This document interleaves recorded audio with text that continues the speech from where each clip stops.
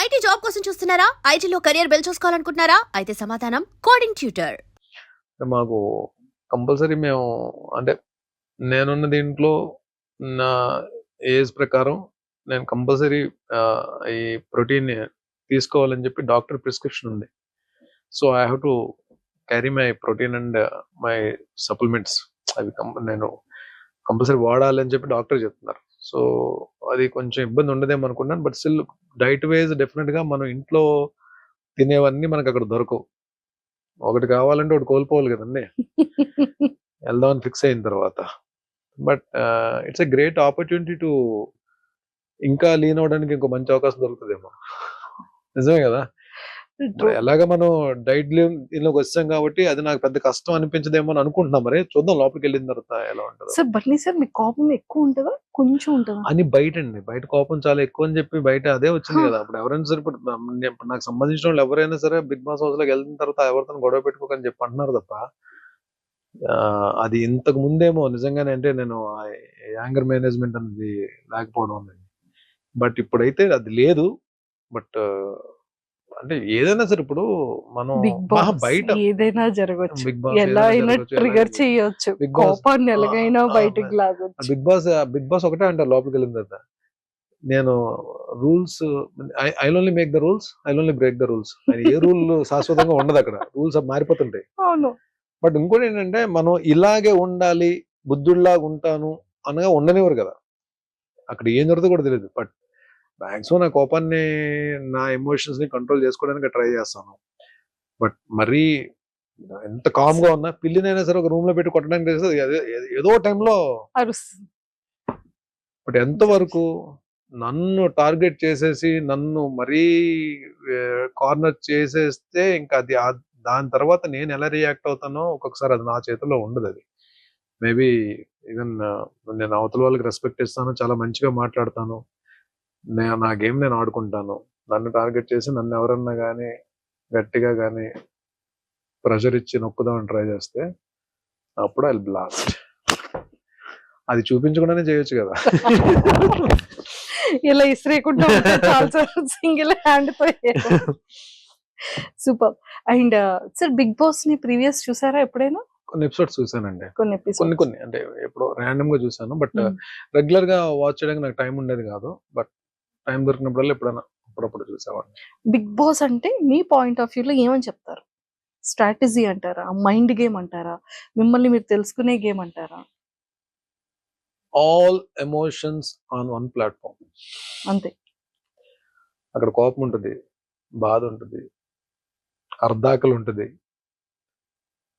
ఒక్కొక్కసారి piece of mind ఉండదు, ఒక్కొక్కసారి ఉంటుంది, ఒక్కొక్కసారి హ్యాపీనెస్ ఉంటుంది, ఒక్కొక్కసారి డిప్రెషన్ ఉంటుంది, ఒక్కొక్కసారి ఎందుకు వచ్చిన బాధరా బాబు, ఎందుకు వచ్చిన జీవితం అని ఉంటుంది. అంటే అన్ని ఎమోషన్స్ ఉండే ఏకైక ప్లాట్ఫామ్ అది. అండ్ ఇంకొకటి ఏంటంటే నువ్వు నీలాగా ఉందాం అనుకుని ఎంత ప్రయత్నించినా ఒక్కొక్కసారి ఉండలేని పరిస్థితి కూడా ఉంటుంది. ఒక్కొక్కసారి ఇలాగే ఉందామంటే కుదరదు. అంటే ఇట్స్ లైక్ అన్ప్రెడిక్టబుల్ ప్లేస్. ఇది ఇలాగే ఉంటది, నేను ఇలాగే ఉంటాను అనుకున్నవి జరగని ప్లేస్. ఒక్కొక్కసారి మంచి జరగదు అనుకుంటే మంచి జరిగే ప్లేస్, మంచి జరుగుతుంది అంటే మంచి జరగని ప్లేస్. హ్యాపీగా ఉందాం అంటే బాధ పెట్టే ప్లేస్, బాధతో ఉంటే హ్యాపీనెస్ ఇచ్చే ప్లేస్. ఏదైనా జరగచ్చు. That is called big boss అంటారు. Super sir. అందరు హీరోస్ తో చేసేసారు. అండ్ అంటే నాకు తెలిసి ఒక 3 generations ని కవర్ చేసినట్టున్నారు మీరు కదా. 4th generation కూడా ఏమైనా కవర్ చేశారు? ఏంటి ఇప్పుడు 3 generations కవర్ చేస్తారంటే సార్ చిన్నప్పటి నుండి మీరు వచ్చారు అని అంటున్నాను సార్. చాలా యంగర్ ఏజ్ నుంచి కెరియర్ స్టార్ట్ చేశారు కదా ఇండస్ట్రీలో. సో అలా సో చేశారు. మరి నాగార్జున గారిని అంటే అదేమో యాక్చువల్లీ సోగ్గాడే చిన్నానికి ముందు డైరెక్షన్ డిపార్ట్మెంట్ నుంచి కాల్ వచ్చింది. మరి అది ఎందుకు మరి నా క్యారెక్టర్ మిస్ అయిందో తెలియదు. కళ్యాణ్ కృష్ణ గారు అనుకుంటా డైరెక్టర్. నాకు కాల్ వచ్చింది, మళ్ళీ ఆ డేట్స్ ఎందుకు మిస్ అయ్యో తెలియదు. కొంచెం ఎక్కడో చిన్న బాధపడి అయ్యో నాగార్జున గారి కాంబినేషన్ అంటే నాగార్జున గారి సినిమా చేయలేకపోయినా అని. బట్ ఇక్కడ ఈ హౌస్ లో ఈ నాగార్జున గారితో అట్లీస్ట్ స్క్రీన్ షేర్ చేసుకోగలుగుతున్నాం, ప్లాట్ఫామ్ షేర్ చేసుకోగలుగుతున్నందుకు ఏదో చిన్న సాటిస్ఫాక్షన్. మీ ఇద్దరి కాంబో ఎలా ఉంటుంది? నాకు సార్ మిమ్మల్ని చూసి ఎలా ఏం అడుగుతారు, ఏం చెప్తారు? సో మీ ఇద్దరిని ఇలా ఎదురెదురుగా మీరిద్దరు ఇలా మాట్లాడుతుంటే ఎలా ఉంటది అన్న విషయం మాకు ఎంత త్వరగా 6th వస్తుందా, ఎప్పుడు చూస్తామని వెయిటింగ్ లో ఉన్నాం. జస్ట్ 7th దగ్గరలోనే ఉంది కదండి అది. Seriously. And lot of people అంటే భరణి సార్ వెళ్తున్నారు అనగాని సీరియల్ వాళ్ళందరూ వాళ్ళు చాలా హ్యాపీగా ఫీల్ అవుతున్నారు. సీరియల్ అంటే ఒక యాక్టర్ కి ఇంత ఫాలోయింగ్ ఉందా, ఇన్నర్ గా ఆర్టిస్టులకి ఇంత లవ్ అండ్ ఎఫెక్షన్ ఉందా ఇట్స్ ఇతని నాట్ ఫాలోయింగ్ అండి. అంటే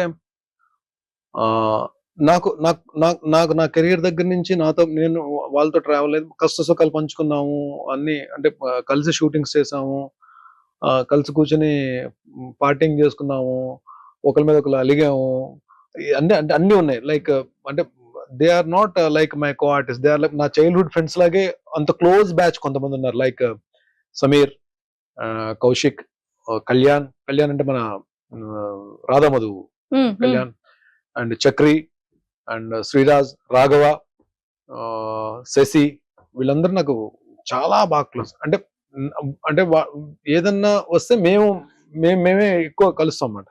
బట్ అలా కాకపోయినా ఫిమేల్ ఆర్టిస్ట్ లో కూడా నేను అంటే అందరితో మాక్సిమం హరిత గారితో వర్క్ చేశాను, జ్యోతిరెడ్డి గారితో వర్క్ చేశాను, చాలా మంది బాబీలారితో వర్క్ చేశాను, సుమనశ్రీతో వర్క్ చేశాను, కృష్ణశ్రీ గారితో వర్క్ చేశాను, రాగిణి గారితో, నాన్నలో రాగిణి గారితో వర్క్ చేశాను. అండ్ మేల్ ఆర్టిస్టులు కూడా చాలా మంది, సీనియర్ ఆర్టిస్టులతో చాలా మందితో నేను వర్క్ చేస్తున్నాను. సో వీళ్ళందరూ కూడా మేబీ అందరూ ఎక్కడో దగ్గర చిన్న ఎఫెక్షన్ ఉంటుందని చెప్పి నేను తెలియని ఇది ఉంటుందని చెప్పి నేను అనుకున్నా. బట్ నేను కౌశిక్ కి ఈవెన్ తను ఈ ఆర్టిస్ట్ అసోసియేషన్ ప్రెసిడెంట్ గా మనోడు ఎలక్షన్స్ ఉన్నప్పుడు మేము సపోర్ట్ చేస్తాం అందరం అలాగా. బట్ ఈ టైం వచ్చినప్పుడు నేనే అడిగాను కౌశిక్ కాల్ చేసి, కౌశిక్ ఎలాగా నేను బిగ్ బాస్ కి వెళ్తాను, ప్లీజ్ డూ సపోర్ట్ అని చెప్పన్నా. Definitely I support. నేను మనం ఒకరి గురించి ఒకరు నిలబడతాం కదరా ఎప్పుడు, డెఫినెట్ గా నేను ఉంటాను. నేను ఆర్టిస్టులు అందరికీ నేను రిక్వెస్ట్ చేస్తాను, నువ్వు లోపలికి వెళ్ళు, I will take care about that. వెళ్ళడం అలా వెళ్తారు, వచ్చేటప్పుడు ఇలా పట్టుకొని వస్తారు. చూద్దాం అంటే ఏం లేదంటే it is not about the lifting of the cup or title, it is about the game we play in the house. And మనం అక్కడ ఏం జరుగుతుంది రిజల్ట్ అనేది పక్కన పెడితే I want give my best. And కానీ చూద్దాం, ఐ డోంట్ వాంట్ రివీల్. నా గేమ్ అన్నది నాకే తెలియదు. ఇప్పుడు వచ్చి నేను వెళ్ళి లోపలికి వెళ్ళి ఏ గేమ్ ఆడబోతున్నాను కూడా నాకే తెలియదు. చూద్దాం. డెఫినెట్గా మీరు అనుకున్నదే జరగచ్చేమో. తదాస్తు. Super sir. అంటే ప్రతి ఒక్క హీరోకైనా విలన్ కైనా అంటే ఆన్ కెమెరాస్ కి విలన్ అయినా ఆఫ్ కెమెరాస్ కి నార్మల్. సో మిమ్మల్ని రాముడు అని ట్యాగ్ ని యాక్సెప్ట్ చేస్తారా, కృష్ణుడు అనే ట్యాగ్ ని యాక్సెప్ట్ చేస్తారా? కృష్ణుడు అంటే పూర్తిగా కృష్ణుడి కాదు, రాముడు అంటే పూర్తిగా రాముడి కాదండి. రామకృష్ణ అంటే కరెక్ట్ సెట్ అవుతుంది. అలా కాదు, ఏదో సరదాగా ఉందని చెప్పాను తప్ప నాట్ అంత ఐఎమ్ నాట్ అంత కృష్ణుడు అంత రొమాంటిక్ అయితే కాదండి నేను. బట్ అలానే రాముడు అంతా సిన్సియర్ గా అంత రాముడు అంతా కూడా కాదు, అంటే రాముడిని అని కూడా చెప్పలేను నేను. బట్ భరణిగా మంచిగా ఉండడానికి ఐ ట్రై మై బెస్ట్. నేను అంటే ఎవరికి నచ్చుతానో ఎవరికి నచ్చలేదో తెలియదు. డెఫినెట్ గా ప్రతి మనిషి అందరికి నచ్చాలని లేదు, అందరికి నచ్చకూడదని లేదు. నేను మా అమ్మకి ఏ రోజు కూడా మా అమ్మ చేత రే ఏంట్రా నువ్వు అని అనిపించుకోకుండా, మా అమ్మ చేత తిట్లు తినకుండా మంచిగా ఉండాలని చెప్పి నేను కోరుకుంటాను నేను. అలాగే my mentor, my Guru, definite గా అంటే అలాంటి మనిషి మన లైఫ్ లో నాగబాబు గారు లాంటి మనిషి మన లైఫ్ లో దొరకడం కూడా చాలా అదృష్టం అది. బికాజ్ ఆయన పరిచయం తర్వాత చాలా చేంజెస్ జరిగాయి నా లైఫ్ లో. నేను ద వే ట్రీటింగ్ పీపుల్, మనుషుల్ని ట్రీట్ చేసే విధానం కానీ, నా ఫ్యామిలీ మెంబర్స్ ని ట్రీట్ చేసే విధానం, రెస్పాన్సిబిలిటీస్ కేరింగ్ కానీ, ఎర్నింగ్స్ సేవ్ చేసుకోవడం కానీ, హెల్త్ విషయం కానీ, everything. There are so many changes ఆయన. బికాస్ ఈ ఇంటర్వ్యూ ద్వారా నేను I'm giving a big salute for my guru, my mentor Nagababu sir. Favourite actress ఎవరు టీవీలో? అంటే బిగ్ స్క్రీన్. నాకు టీవీలో యాక్ట్రెస్ కావాలి. బిగ్ స్క్రీన్ మీద one and only Savitri garu అండి. అంటే శ్రీదేవి గారు అంటే చాలా ఇష్టం నాకు, అంటే ఆవిడ చేసిన పెర్ఫార్మెన్స్ చాలా ఇష్టం. బట్ సావిత్రి గారు అంటే నేను పాత సినిమాలన్నీ నేను అదే మాయాబజార్ అయితే ఎన్నిసార్లు చూసుంటాను నేను. అసలు ఆ episode, last episode, marriage episode అయితే ఏమి ఆర్టిస్ట్ అండి బాబు ఆవిడ, బాబోయ్. నమస్తే సావిత్రి గారు, నమస్కారం అండి సావిత్రి గారు, వాణిశ్రీ గారు. అంటే ఒక్కొక్క తరం అది, అంతే. ఆవిడ ఎంత పెద్ద మంచి ఆర్టిస్ట్ వాణిశ్రీ గారు. టీవీకి వస్తే మాత్రం నేను టాప్ దీంట్లో ఉండేది నేను. I just love to work and I respect హరిత గారు. The try to grab the attention of the audience. టీవీకి ఏమైపోద్దంటే ఒక బ్లాక్ లో 10 మంది ఆర్టిస్టులు ఉంటారు. 10 మంది ఆర్టిస్టులు ఉన్నప్పుడు ఎవరి డైలాగ్స్ ఉంటాయో, ఎవరి పని ఏంటో మనకు తెలియదు. బట్ ఆడియన్ అటెన్షన్ అనేది గ్రాప్ చేయడం చాలా కష్టం. బట్ వీళ్ళిద్దరూ, హరిత గారు ఒకరు, జ్యోతిరెడ్డి గారు ఒకరు, కొంతమంది, అంటే నేను వాళ్ళిద్దరిని మిగిలిన వాళ్ళు నేను తక్కువ చేయట్లేదు. నేను అందరూ all very good performers. But నేను వీళ్ళతో కొన్ని ఎక్కువ ప్రాజెక్ట్స్ చేశాను కాబట్టి నా ఫస్ట్ ప్రాజెక్ట్ అంటే పెద్ద మెగా ప్రాజెక్ట్ హరిత గారితో చేశాను కాబట్టి హరిత గారితో చాలా మంచి సీన్స్ చేశాను. అలాగే జ్యోతిరెడ్డి గారితో కూడా. అలాగే అందరూ మంచి ఆర్టిస్ట్. బట్ వీళ్ళిద్దరూ terrific artist and they love their work. Number of films చేశారు, Nandi awards, number of awards. ఒక ఫిలిం లో ఏమైనా మీకు ఇష్టమైన కొన్ని డైలాగ్స్ మా కోసం? మూవీస్ లో పెద్ద డైలాగ్స్ నేను, అంటే సీరియల్ స్రవంతిలో చెప్తా. శ్రవంతి, అమ్మాయిని కాఫీ పెట్టమంటాను. లోపలికి వెళ్ళిన తర్వాత లోపలికి వెళ్ళి ఆ లైటర్ కొట్టే ప్రాసెస్ లోనే అమ్మాయికి చిన్న డౌట్ వస్తుంది, ఆగుతుంది. కిచెన్ లో మొత్తం గ్యాస్ స్మెల్ వస్తుంటది. వీడు ఆల్రెడీ గ్యాస్ ఓపెన్ చేస్తాడు, గ్యాస్ మొత్తం లీక్ అయిపోయింది. అమ్మాయి లైటర్ కొడితే బ్లాస్ట్ అయిపోద్ది. సో డౌట్ వచ్చి ఆపుతుంది. ఆపితే ఈడేం చేస్తాడు, ఒక్కొక్క డోర్ క్లోజ్ చేసేస్తాడు. మొత్తం డోర్లన్నీ క్లోజ్ చేస్తే వద్దు నన్ను చంపొద్దంటే మొత్తం డోర్స్ అన్ని క్లోజ్ చేసి బయట నుంచి వచ్చి కిటికీ దగ్గర వస్తాడు. విండో ఓపెన్ చేస్తాడు. విండో బయట వీడు ఉంటాడు, కిచెన్ లో అమ్మాయి ఉంటుంది, గ్యాస్ మొత్తం ఉంటుంది. అమ్మాయి దండం పెడుతుంటది, వద్దు నన్ను చంపొద్దు, నేను మా ఇంటికి వెళ్ళిపోతాను, కావాలంటే నన్ను చంపొద్దు, మా అమ్మ నాన్న చాలా బాధపడుతుంటది. వీడు అగ్గిపుల్లు కొట్టి అలా పెడతాడు కిటికీ దగ్గర. లోపలికి వేస్తే బ్లాస్ట్, చచ్చిపోద్ది లోపలికి. అగ్గిపుల్లు అలా పెడతాడు. ఎపిసోడ్ బ్యాంగ్ అండి. అయ్యో వేసారా? నెక్స్ట్ ఎపిసోడ్ వచ్చి కూర్చుంటే ఊతాడు అగ్గిపుల్లు.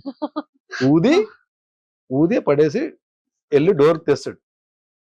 భయపడ్డావు కదా స్రవంతి, నువ్వు భయపడ్డావే నాకు కావాలి. స్రవంతి, ఎవరికి తెలియని గమ్మత్ అనే విషయం నీకు మాత్రం చెప్తాను, నీ మనసులో పదిలంగా ఉంచుకో. You take mother's day. తల్లే ప్రత్యక్ష దైవం అంటారు. అలాంటి తల్లిని దైవంగా చూసే వాళ్ళు ఎంతమంది ఉన్నారు స్రవంతి? లేరే. Then there is no meaning of mother's day. You take father's day. Sravanthi, ఇప్పుడున్న ఈ జనజీవన స్రవంతిలో ఎవరికి తండ్రో ఖచ్చితంగా చెప్పలేం కదా. కొంచెం వినడానికి బాధగానే ఉంటుంది, కానీ అదే నిజం. Then there is no meaning of father's day. You take friendship day. ఏ స్వార్థం లేకుండా జీవితాంతం మనతో పాటు నడిచేవాడే నిజమైన స్నేహితుడు అంటారు. అలాంటి స్నేహితులు ఎంతమంది ఉన్నారు స్రవంతి? లేరే. Then there is no meaning of friendship day. You take independence day. Sravanthi, ఈ దేశానికి స్వాతంత్రం తేవడానికి ఎంతో మంది ప్రాణాలు అర్పించారు. అలాంటి దేశం కోసం ఇప్పుడు ప్రాణాలు ఇవ్వడానికి ఎంతమంది సిద్ధంగా ఉన్నారు? లేరే. ఉదయాన్నే లేచామా, జెండా ఎగరేసాం, చాక్లెట్ తిన్నాం, అయిపోయి ఇదా. Then there is no meaning of independence day.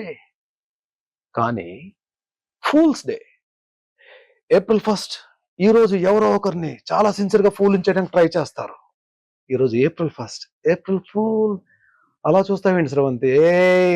నీ చూపు భాష నాకు అర్థమైందిలే. Super sir. అంటే అలా ఉంటే అది ఫ్లో కూడా భలే ఉండేది. Writer dialogue